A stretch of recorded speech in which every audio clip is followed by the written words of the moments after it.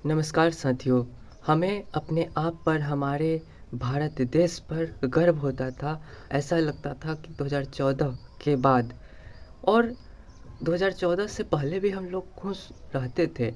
लेकिन 2014 के बाद मोदी जी के आने से लगा था कि हमारे देश में अब एक नया बदलाव आएगा।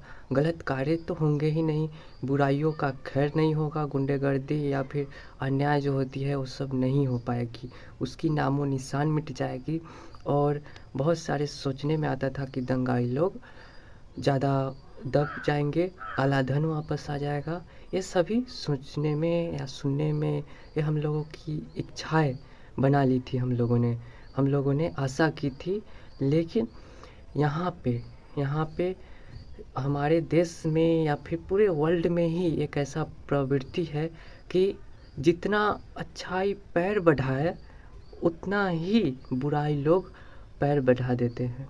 यहाँ पे मैं इतना कहता हूँ कि जितना दिन के बाद रात का समय और दिन का समय इक्वल होता है, ठीक उसी प्रकार से आप कितना भी अच्छा क्यों ना करें, बुराई उतना ही आप पर हावी होगी। मतलब जितना पॉजिटिव यहाँ पे लोग होंगे उतना ही निगेटिव लोग होंगे। यहाँ तक कि निगेटिव लोग ज़्यादा ही होंगे पॉजिटिव लोगों से। यही बात है कि आज के युग में जहाँ पे हर एक सोशल मीडिया का युग है, लोकतांत्रिक देश है। सबसे बड़ी बात यहाँ पे लोकतांत्रिक देश होने पर भी ऐसा हो रहा है, इस समझ से परे है। क्या हो रहा है? तो सच्चाई, बल्कि 1000% सच को बताना यहाँ पे पाप हो जाता है। और मनीष कश्यप जैसे जुझारू युवा पत्रकार को जेल भेज दिया जाता है, वो भी इस प्रकार से जैसे मानो कि कोई आतंकवादी हो। किसी को फांसी पे चढ़ाने के लिए उसके सर पे काला पट्टी यहाँ पे बांध करके उसे फांसी पे लटकाना हो, तो ऐसे अपराधी को यहाँ पे मुंह झाँप करके यहाँ पे ले जाना, जैसे किसी ने मर्डर कर दिया हो, किसी ने किसी का रेप कर दिया हो, इस प्रकार से पेश करना। वो भी पत्रकार को, मनीष कश्यप जैसे पत्रकार को, जिन्होंने तमिलनाडु में भारतीयों के साथ जो बुरा व्यवहार हुआ जा रहा था, कुछ अफवाहों के कारण और कुछ वास्तविकता भी थी। तो यहाँ पे उन लोगों के साथ खड़ा होना, यहाँ पे मनीष पत्रकार है, उनके साथ उनको जेल भेज दिया गया है।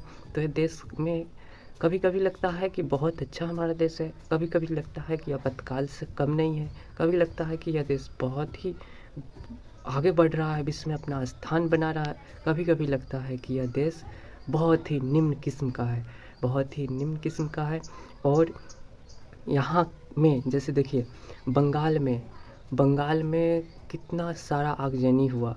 वहाँ पे चुनाव के बाद ममता बनर्जी जीत के आए थे, उसके बाद वहाँ पे कितने सारे हिंदुओं को जो बीजेपी का समर्थन किए थे, वोट दिए थे बीजेपी को, सबको मारा गया, घर से उसे बेदखल कर दिया गया। हजारों हजारों लोग बंगाल छोड़ के असम में भाग गए अपनी जान बचा करके। तो ये हमारे आज़ाद देश में हो रहा है, हम लोग अभी जीवित है। सोशल मीडिया का इतना बड़ा क्रांति है कि ये खबर पूरे देश में आग की तरह फैल सकती है। इतना कुछ होने के बाद भी ऐसा हो सकता है। हम लोग सुनते थे कि पुराने समय में जम्मू कश्मीर से कश्मीरी पंडितों को बाहर निकाल दिया गया, तो उस वक्त कांग्रेस की सरकार थी इसलिए हो गया। तो अब बंगाल में जो हुआ, ये तो सत्ता में तो कौन है? बीजेपी है। दिल्ली में जो दंगा हुआ, यहाँ पे पुतिन तो नहीं, डोनाल्ड ट्रंप के आने से पहले जो देश में दिल्ली के राजधानी में दंगा हुआ, तो वो सभी देख कर के लगता है कि जैसे किसान आंदोलन में किस प्रकार से दिल्ली को जाम कर दिया गया, लाल किले को पर मतलब जो भी हो झंडा फहरा दिया गया खालिस्तानी वाला। तो ये सब क्या हो रहा है देश में? बंगालियों, तमिलनाडु में बिहारियों को इस प्रकार से मारा काटा गया, ये सब क्या हो रहा है? ठीक है, एक देश में हम लोग रह रहे हैं नहीं, इस पर भी हमें संदेह होता है। तो यहाँ पे कहा जाए तो देश में बुराइयों की कमी नहीं है, लेकिन एक पत्रकार को गिरफ्तार करना, और वही एक गायिका थी बंगाल में, उत्तर प्रदेश में, नेहा सिंह राठौर बिहार की, उनको बस एक नोटिस दिया गया। तो सारे आज तक हो, चाहे आपके जितने सारे देश के सबसे best media network, news channel, उन सबों पर हो हंगामा हुआ, सारे नेता लोग ट्वीट किए। केवल एक गाने पर वो भी डीएम को रंगबाज कहा गया। तो कितना ख़राब बात है कि आप जैसे आप नेता को गाली दे सकते हो, लेकिन एक यहाँ पे जो ब्यूरोक्रेट है उसे आप लोग गाली नहीं देने का अधिकार है। तो यहाँ पे नोटिस भेजा गया तो इतना कुछ हो गया। और यहाँ पे पत्रकार जो सच के लिए खड़े हो उनके लिए यहाँ पे जेल भेजा गया, वो भी मुजरिमों के भांति, जो कि हमारे वजूद पे, हमारे इस देश के लोकतांत्रिक होने पर हमें संदेह होता है। और कभी कभी तो लगता है कि इस देश की सबसे बड़ी मूर्खता है कि यह देश लोकतांत्रिक है। इससे अच्छा चाइना का शासन ही बेहतर है। यहाँ पे पुतिन जो रूस में करता है वही सही है। लोकतांत्रिक देश क्या होता है कि आप फ्री में सब कुछ देते जाओ और मतलब फिर एक तरफ से महंगा भी करते जाओ, ये बहुत ही गलत होता है।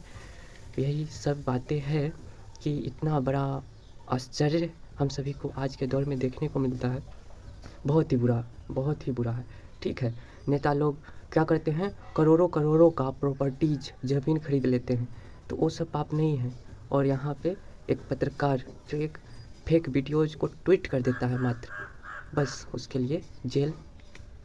और वो भी न्यायालय यहाँ पे मुजरिम ठहराया ही नहीं और उसे मुजरिम के भांति उसके सर को ढक करके ले जाया जा रहा है।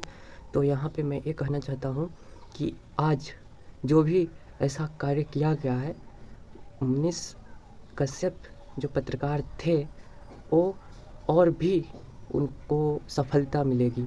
भले ही उन्हें आज मुजरिम की तरह पेश किया गया है, लेकिन मैं अब यह दावे के साथ कह सकता हूँ कि अगर वो जीवित रहे तो भविष्य के बिहार के भाग्य विधाता तो खैर भगवान ही होते हैं, हमारी धरती माँ ही होती है, लेकिन बिहार को बदलने वाला मनीष कश्यप ही होंगे और वो बहुत आगे जाएंगे। ये मेरा विश्वास है कि बहुत आगे जाएंगे अगर वह जीवित रहे तो। और कितना आगे जाएंगे वो सभी देखने वाली बात होगी।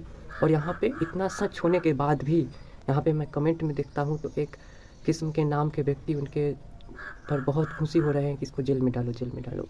और यहाँ पे यादव लोग भी बहुत खुश हो रहे हैं, मुझे बहुत ही बुरा लगता है। और यहाँ पे ये थोड़े है कि आप तेजस्वी को सपोर्ट करते हैं तो केवल वही आपके यादव हो गए। अरे बीजेपी के पार्टी में भी यादव है, ठीक है, नित्यानंद राय आपके यादव है, तो आप एक व्यक्ति को सपोर्ट कर देते हैं, वो भी आँख मूंद के, वो भी बेईमान है, चारा घोटाला क्या क्या घोटाला लगा हुआ। आप यादव को ही सपोर्ट करने का मन है तो आप ईमानदार को कीजिए ना। किसी जाति के नाम पे ही करना है कीजिए, लेकिन ईमानदार को कीजिए। मैं यही कहना चाहता हूँ। और सत्य के साथ खड़ा रहिए। ये नहीं कि मनीष कश्यप ने तेजस्वी को बहुत बुरा भला कहा, उसे चिताया, तो आप लोग उसे जेल भिजवाने के लिए लगे हुए हो। ये सब बिल्कुल गलत है। हमेशा सत्य के साथ खड़ा रहिए। जातिवाद ही करना है तो कीजिए।